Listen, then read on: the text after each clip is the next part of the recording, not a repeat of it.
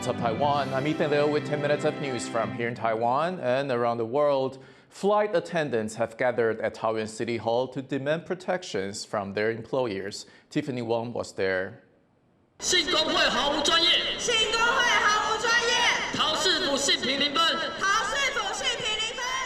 EVA Air flight attendants are demanding fair treatment and protections at work, rallying here at Taoyuan City Hall.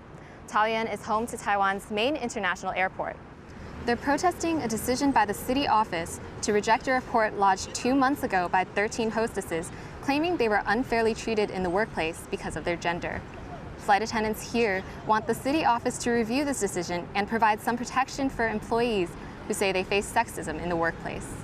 They say that, for example, female workers have to wear skirts, wear high heels. It's not about gender issues. It's just maybe a beauty or something. And I think this kind of saying is not quite reasonable. They also want paid menstrual leave and changes to how maternity leave affects their performance evaluation. These are issues they have already brought to EVA without success. Aircrew protested here earlier this month against a newly introduced boarding card that staff had to give to passengers at the end of a flight. Flight attendants must personally sign the cards for business class passengers, which read poems like, "Let's meet on a day when there are no clouds in the sky. What I must get is your most recent picture." They said this has led to increased harassment and repeated incidents where passengers take the signed card as an invitation to flirt with the attendants. They called for EVA Air to retract the cards, but the airline refused. Now the Taoyuan Flight Attendants Union says its members won't sign the cards, but fear their jobs may be at stake. Devin Tsai, Rosie Greninger, and Tiffany Wong in Taoyuan for TaiwanPlus. Taiwanese chipmaking giant TSMC is reporting a net profit loss of almost 25% for its third quarter, beating market expectations. The company says July to September profits fell by over $2 billion from the same period last year. Analysts say the losses are due to low demand for consumer electronics after the pandemic. But the better-than-expected results are raising hopes that the global semiconductor industry is on track for a slow recovery, with chips used in iPhones fueling that push.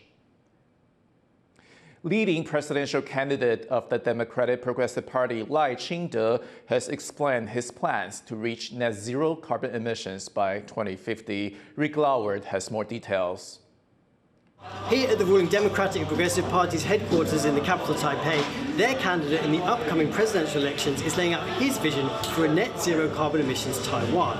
All of the major candidates in the upcoming elections agree on a net zero by 2050 target. What they differ on is how to achieve that.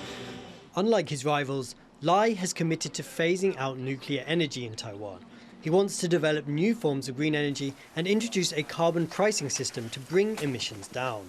我们现在的绿能是以太阳能发电跟风力发电为主，未来我们势必要增加其他能源项目的开发，包括氢能源、地热能源、生质能源，还有海洋能源。 Taiwan currently relies on coal, gas and oil imports for the majority of its energy production. It's a security concern as well as an environmental problem. Lai now has to convince voters that his method of weaning Taiwan off fossil fuels and reducing carbon emissions is the way forward for Taiwan. Karma Xu and Rick Lowett in Taipei for TaiwanPlus. Meanwhile, Taiwan's political opposition is struggling to unite ahead of next year's election. 3 opposition figures want to be president, and as John Van Trieste reports, a possible alliance between 2 of them shows signs of falling apart. With just under 3 months until Taiwan's presidential election, the 3-way rift in the opposition isn't healing. Candidates Hou You-yi and Ko Wen-je have both shown up here at the Global Views Leaders Forum in Taipei. But despite talk of an alliance between them, they went on stage separately. And instead of talking to one another, they talked about one another. 想跟他说一句话，希望每一个人都是利中华民国，不要利个人。Take it easy. For a joint ticket to work, one will have to drop out of the race and run as vice president. Neither can agree how to pick who that should be. And it's not just these two vying for power.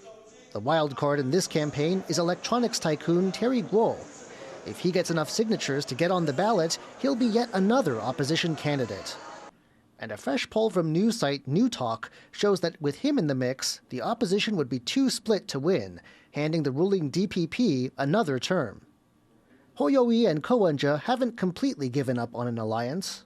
我跟柯市长的整个沟通，我相信管道都是非常畅通的。其实要见面不是不可以，回去考虑看看。 But there are signs a different alliance could be forming instead. Ko Wen-je sent Terry Guo a bouquet on his birthday. 我跟柯主席一直是很熟识的老朋友。 It's unclear if this is an overture or just a friendly gesture. But if the polls are right, Taiwan's divided opposition has little time to work out some kind of alliance if it wants victory in 2024. Joseph Wu and John Van Trieste for TaiwanPlus. Tuvalu is Taiwan's oldest diplomatic ally in the Pacific. Louis Watt visited the island nation and asked its parliamentary speaker, Tuvalu Dale, about how they feel about competition between Taipei and Beijing. Is there any pressure from Beijing to break diplomatic relations with Taipei in favor of Beijing? Well, I think they are always trying to do that. I mean, about 20 years ago, I was in Beijing for a Food Agriculture Organization meeting. And those people who don't have ties with the mainland China were invited to see the deputy president or the vice premier of China. And I was actually asked, how come we don't have ties with them? I said, well, I don't know the history, but I think maybe Taiwan came first to Tuvalu.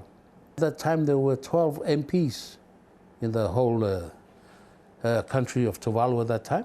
And they started, offering money, in exchange for the allegiance. And I said, I don't think you can buy our allegiance just on giving us a certain amount of money. I think it's something that you have to talk with the people and all that and explain what's really behind all this, I mean, to me, actually, it's not really a big issue, but I think to them it's a big issue, But the thing that always make me think, why can't we have them both? Because, I mean, if you look at the States, the United States, I mean, it's got ties with China. But you have Taiwanese missions there also. Is that what you have been discussing? No, that's what we've been discussing. Why can't we say to China, no, if you want to come here, why don't you just come in, work together with the Taiwanese here? Maybe to them it's a big deal, I don't know. But I mean, it's something worth thinking of. Everybody says that China got more money, they can bring in more development projects like what we see around the Pacific Island countries. I mean, just a couple of weeks ago, we were in the Solomon Islands, and I think they just built a sporting complex there for $200 million. China is luring all these countries, that are in need of hard-earned cash. That was Tuvalu's parliamentary speaker, Tuvalu Dale, and tune in for a final day of coverage from the Pacific tomorrow when Louis Watt reports on China's attempts to grow its influence in Fiji. Athletes from Taiwan arriving in Hangzhou, China for the Asian Para Games. The team of 94 competitors flew out on Wednesday with the games set to start on Sunday. They'll be competing in 14 sports, including badminton, shooting, swimming, taekwondo, and wheelchair fencing. The Asian Para Games follow on from the Asian Games that finished in Hangzhou earlier this month, where Taiwan placed 6th overall. Thank you for watching What's Up Taiwan. Remember to download the TaiwanPlus app for more stories from Taiwan and around the world. Finally, we leave you with images of the treasures of Notre Dame at the Louvre Museum. I'm Ethan. Take care, and I'll see you next time.